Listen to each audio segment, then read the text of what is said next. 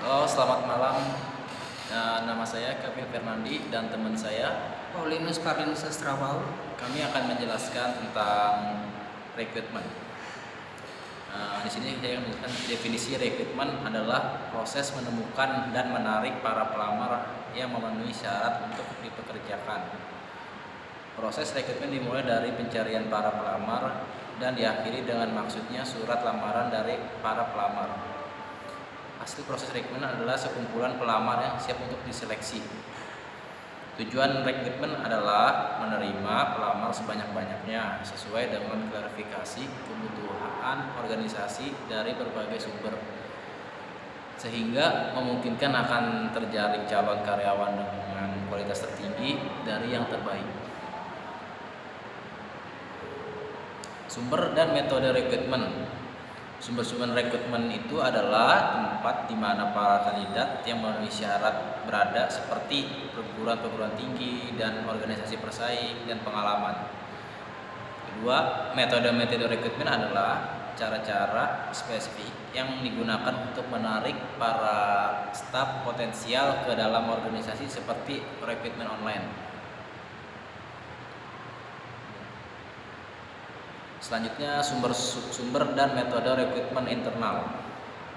Sumber internal: 1. Promosi, transfer, penarikan kembali. Yang kedua, metode internal: pengumuman lowongan jabatan dan persediaan bakat.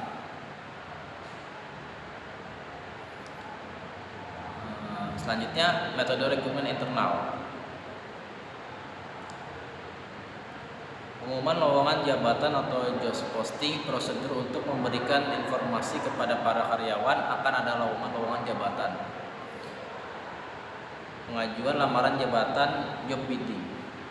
Prosedur yang memungkinkan para karyawan yang memenuhi persyaratan untuk melamar kerja para jabatan yang dihubungkan. Referensi karyawan.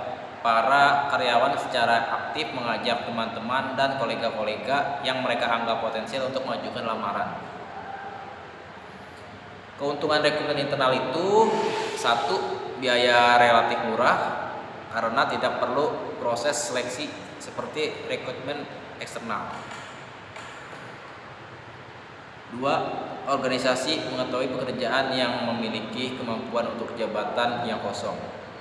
3. Pekerja memiliki motivasi yang tinggi karena mengetahui kemungkinan peningkatan. 4. Pengembangan karir jelas. 5. Pekerja telah memahami secara baik kebijaksanaan, prosedur, ketentuan, dan kebiasaan organisasi. Nah, meningkatkan moral kerja karyawan bahwa ia diperhatikan atau dipromosikan. Kerugian rekrutmen internal itu: 1. Tidak selalu memberikan perspektif baru, statis, dan tidak berkembang karena tidak adanya ide-ide baru yang masuk di organisasi. 2. Organisasi terkesan tertutup.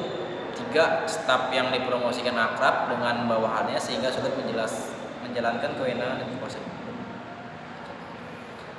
Tujuan rekrutmen eksternal: mengisi jabatan-jabatan tingkat pemula. 2. Meningkatkan keterampilan-keterampilan yang belum dimiliki oleh para karyawan yang ada pada saat ini. 3. Memperoleh para karyawan dengan latar belakang yang berbeda untuk memberikan keragaman ide. Sumber rekrutmen eksternal: 1. Sekolah menengah umum dan sekolah kejuruan. 2. Akademi dan universitas. 3. Pesaing dalam tenaga pasar kerja. 4. Mantan karyawan. 5. Pengangguran. 6. Dan wirausaha. Rekrutmen eksternal keunggulannya yaitu: 1. Memiliki gagasan dan pendekatan baru, orang-orang dengan sumber ide yang baru. 2. Bekerja mulai dengan lembaran bersih dan memperhatikan spesifikasi pengalaman. 3. Meningkat tingkat pengetahuan dan keahlian tidak tersedia dalam organisasi yang sekarang. 4. Menghindarkan subjektivitas. Kelemahannya yaitu membutuhkan biaya transfer. 2. Waktu yang lama mulai dari publikasi, pelaksanaan sampai dengan pengambilan keputusan. 3. Moral dan komitmen karyawan rendah. 4. periode penyesuaian yang relatif lama. Alternatif tindakan selain rekrutmen. Satu, rekrutmen adalah proses yang membutuhkan banyak biaya, waktu, dan tenaga kerja. Jadi, sebelum memutuskan untuk melaksanakan rekrutmen perlu dipertimbangkan berbagai alternatif tindakan lain sebagai berikut. Satu, ahli daya. Menggunakan jasa eksternal untuk menjalankan pekerjaan yang sebelumnya dikerjakan secara internal. Yang kedua, karyawan tidak tetap, karyawan paruh waktu, karyawan sementara, atau kontraktor independen. Menguntungkan organisasi karena fleksibel dan biaya buruh lebih rendah. Alasan organisasi menggunakan tenaga lepas ialah karena fluktuasi musim, proyek, mendapat tenaga ahli kerja tertentu, tidak mau menambah pegawai tetap, dan pertumbuhan pesat di luar perhitungan.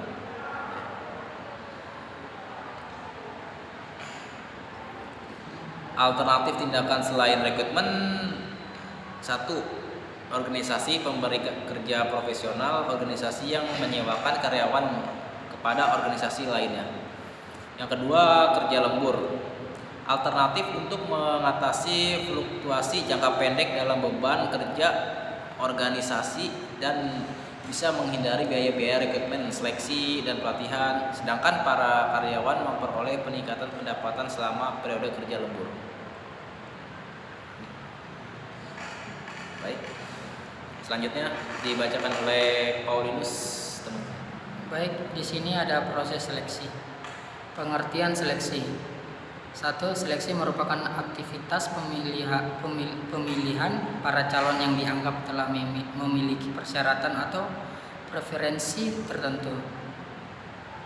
Yang pengertian keduanya, seleksi adalah proses pembuatan keputusan yang mana salah satu atau beberapa individu dipilih untuk mengisi posisi yang didasarkan atas karakteristik terbaik sesuai dengan posisi yang akan diisinya. Yang ketiga, seleksi adalah proses memperoleh informasi untuk mengevaluasi dan memutuskan siapa yang akan diterima atau ditolak untuk bekerja. Baik, di sini ada langkah-langkah seleksi terbagi 6, yaitu 1. Penerimaan surat lamaran, penyelenggaraan ujian, pertimbangan referensi, keempatnya evaluasi medis, kelima wawancara dengan penyediaan atau supervisor, kelima keputusan seleksi. Baik, di sini penjelasannya. Pertimbangan referensi. Pertimbangan referensi dari seseorang yang dapat memvalidasi informasi atau latar belakang pelamar. Yang keduanya evaluasi medis, dilakukan dengan pihak sekolah sebelum pegawai diterima. Yang ketiganya wawancara kerja. Percakapan yang lebih terarah, bertukar informasi antara pewawancara dan calon pekerja. Yang selanjutnya keputusan seleksi, biasanya dilakukan oleh pihak sekolah atau yayasan atau BKD. Baik, di sini ada penawaran tenaga kerja. 1. Hukum ekonomi berlaku. Semakin banyak penawaran semakin turun harga karena peluang memilih lebih besar, dan semakin sedikit penawaran maka harga semakin mahal. Yang keduanya banyak penyebab kelebihan atau kekurangan penawaran seperti jumlah pengangguran, mudah atau sulitnya persyaratan, bergengsi atau tidaknya jabatan yang ditawarkan, besar atau kecilnya imbalan yang diberikan. Selanjutnya jumlah komposisi dan ketersediaan tenaga kerja. Selanjutnya rasio seleksi.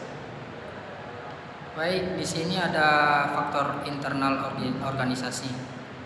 Pertimbangan pelaksanaan seleksi dari dalam organisasi terbagi dari 3, yaitu 1. Anggaran, 2. Jenis lowongan yang tersedia, 3. Perubahan strategi organisasi.